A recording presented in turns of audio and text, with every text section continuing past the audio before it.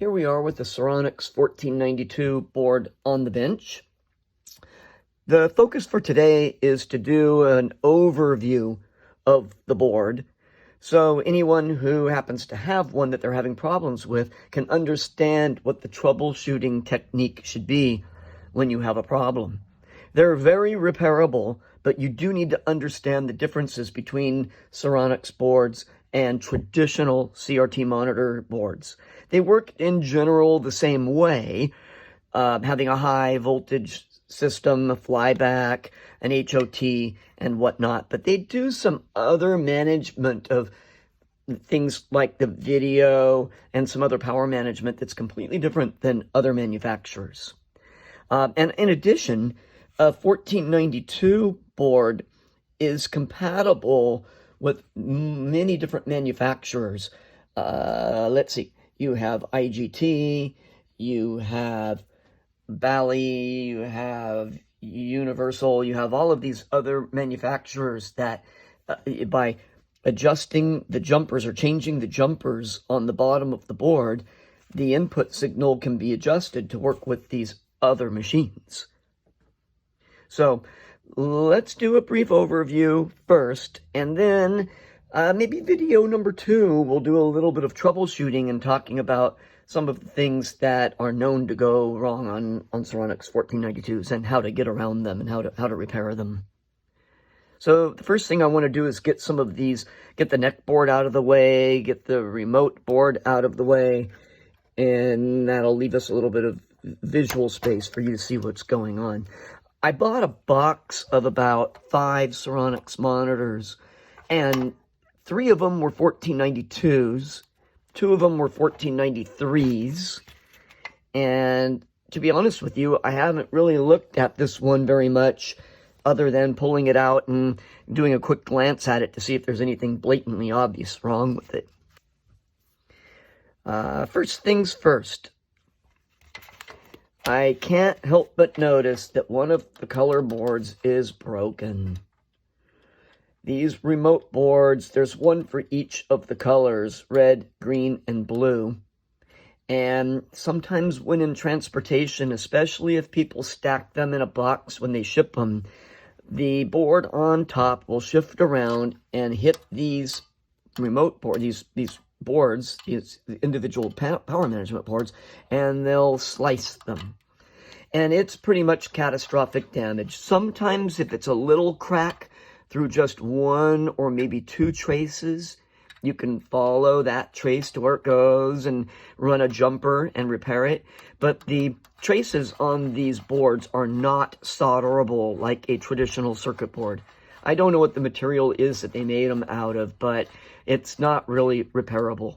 And they're not available either, so I'm going to have to find a parts board and pull one of them off. Thankfully, the reds, the greens, and the blues are all cross-compatible, so if I have a parts board that has just one on it from any of the colors, I can exchange it onto this board.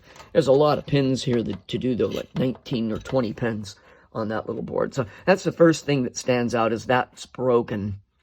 I also can't help but notice that I suspect that this board was just pulled out of a machine that was being broken down, because they left the yoke wire attached and they just snipped the wires.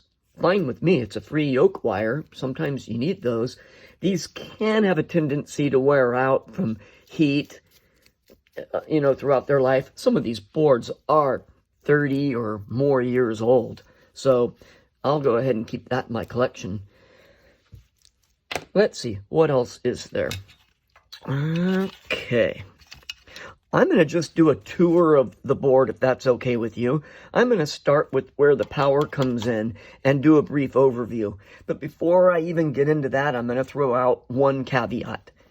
I am an amateur. I am not a trained electrical engineer or a electrician or a electrical repair person. I'm not a tech. I do maintain my own fleet of machines. I do all of my own repairs as much as possible. Occasionally something will be beyond my capacity, and I will send a board off to have work done on it. But as much as possible, I try to learn how they work so I can do all of my own maintenance. Let's be honest about this. A lot of this technology is 30 or 40 years old.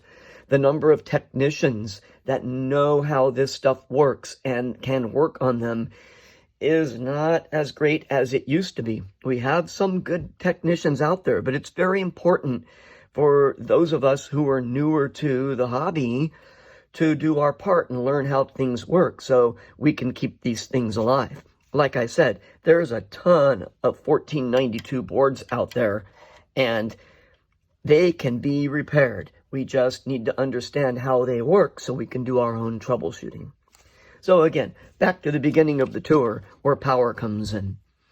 Ceronix does something that's really great. They have a very efficient power management system on the board. I'm going to scoot over here and pull over a component. Like most manufacturers, they use an isolation transformer. What it basically does is it isolates the line voltage coming in from the power on the board, so it's basically like a floating power network of its own. It is imperative, if you're going to work on boards, that you always plug your monitor into an isolation transformer. Again, it's important to understand that you must do your own studies and your own homework on how to properly work on electronic devices. Discharging tubes, working around capacitors, things that can shock you, etc., etc. That is not the purpose of this video, but be sure you do your homework. There are components that can hurt you. Okay, we covered our safety topics, and now we'll just do a quick overview of the board and the different sections of the board. And I'll cover a few things here that are a little bit different as I go through it. A little different than how some other manufacturers manage things. Power comes into the board from the isolation transformer, and of course there's an onboard fuse.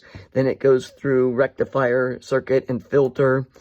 And they start bringing in the power from outside, and very early on in the process, all of the power is managed by this integrated circuit called a 5184. It's an XRC 5184. It is a proprietary integrated circuit. It's proprietary to Ceronix, and they are not easy to get. You can get them, but they're not easy to get. And so it's very important that if you have a problem with the board, that you make sure that the other critical components on the board are good before you turn a board on, because you can fry that integrated circuit. It's doing all kinds of detecting of incoming voltage, load on the output side, voltages coming in from the flyback, and it sends the board into shutdown mode if it detects that anything is wrong. It's a great, great concept because it's managing the power, so it does help reduce the number of critical issues, like powering a board on the high voltage section while there's a bad component that'll cause other components like the HOT to catastrophically fail. They just shut the board down, and it will go into what's called a fast chirp or a slow chirp mode, telling you that the power supply is trying to ramp up. It detects a problem, and then it shuts down again. All right.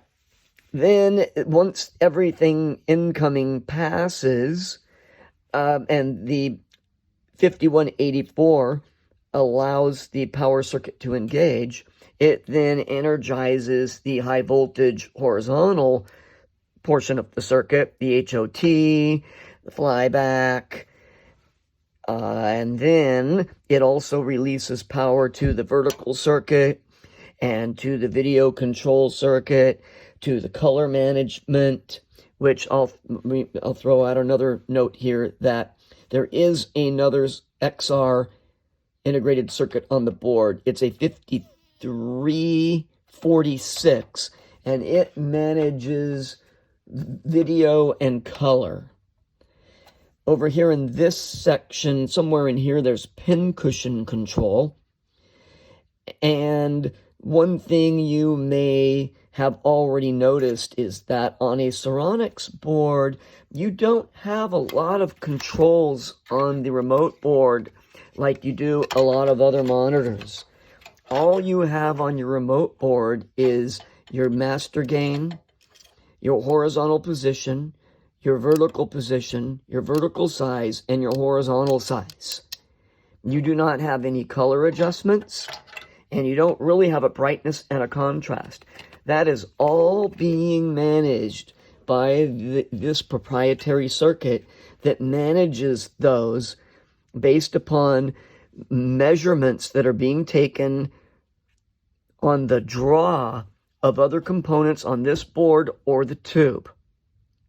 So in other words, they can tell if there is a red gun that is aging by the draw that it has, and they can then automatically ramp up the red to keep the red, the green, and the blue all in sync based upon what the circuit is detecting feedback from the circuits further up the line.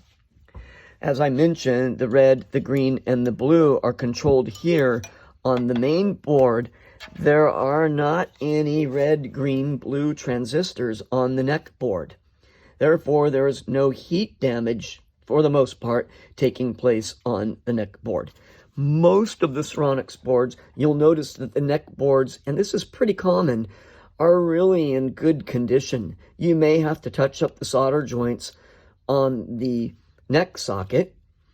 That's not too uncommon, and you might have to occasionally touch up some solder joints on a resistor or some of the diodes for red, green, and blue. But the neck boards don't take on a lot of heat damage like a lot of other manufacturers do.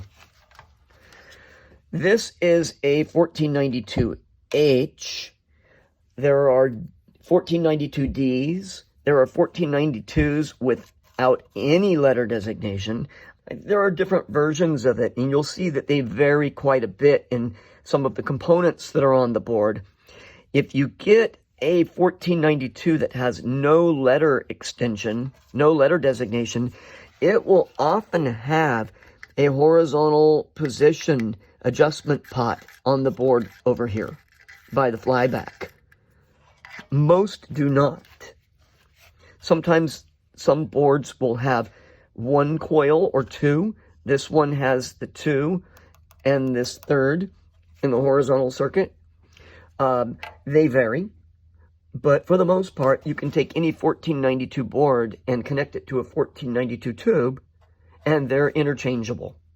You might have to do a few minor adjustments with coil adjustment or with your neck board, but they're pretty much all interchangeable, and they work well together. So I guess my point in that is if you have a board that is catastrophically died, or you have a chassis that doesn't have a board, or the flyback has died, they're another component that you pretty much can't get. I don't mean absolutely can't, but you usually can't. You can, if you really need to get one, you can get your hands on one, but they're rare. But anyway, so that covers the basic overview of the different circuits on the board. I think next time what we'll do is we'll go over a little bit of the back side of the board, and we'll talk about what Ceronix did to make this board interchangeable with other manufacturers. So it's not just exclusive to IGT, which they're very common in IGT video poker machines. Very, very common. But you will find them in other machines. And that's a great attribute, because the nice thing about that is if you know how to work on one 1492, you know how to work on all of them. So that's it for our overview today. Next time we'll like I said, we'll look at a few other specifics on components and we'll maybe take some measurements on some of the capacitors on this board. This chassis will probably get a full cap kit anyhow. I believe this is a factory cap kit. Depending upon the era of Ceronix 1492s, you might get a board that the caps are all really well and close within tolerance. But there is another era, I think the later boards, where you will find that the capacitors that they used are really far out of tolerance. And you at least have to replace the capacitors. The one capacitor that's in the power management section must be replaced. And these two capacitors in the vertical circuit must be replaced. Other than that, sometimes you can get away with leaving the caps on the board. I don't recommend it, but at least for testing purposes, there's no problem with connecting the board to a tube to see if it works, if the capacitors are within reasonable tolerance. So, okay, well, I'm going to call it at that, and then we'll pick up next time, and maybe even after we do a little bit more overview, we'll maybe replace this color board for blue and just connect this and see if it works. It does need to be cleaned, but other than that, the board's in pretty good condition. So I'm kind of excited to do that and connect it and see what kind of results we get. Many times you'll plug these in and they just work. So cross your fingers till next time. One thing I forgot to add when I was done here, I meant to do this as a summary, is again to reiterate that I'm not a trained technician, so I welcome feedback from anybody that is literate on working on these boards. There aren't a whole bunch of people that are sharing information regarding these boards. That's why I felt it was important to share what I know and what I have learned. But again, I'm open to input. If I said anything wrong, please correct me, and I'll be happy to make a correction. This isn't intended to be in lieu of reading the repair guide, which thankfully the full schematic and a full repair manual is available for Ceronix 1492. So none of this is intended to be in lieu of using the schematic or using the repair guide from Ceronix. But sometimes we've got to cut through all of the technical jargon and deal with the most common issues that we know are likely to be going on within a Ceronix 1492 board. You could read pages and pages and pages in the repair guide and not understand what they're talking about unless you're a trained electronic technician. So there's my last closing statement. And again, thank you for watching. I hope if this helps one person, I'm content. So have a great day, morning, evening, afternoon, whatever it is for you, wherever you are.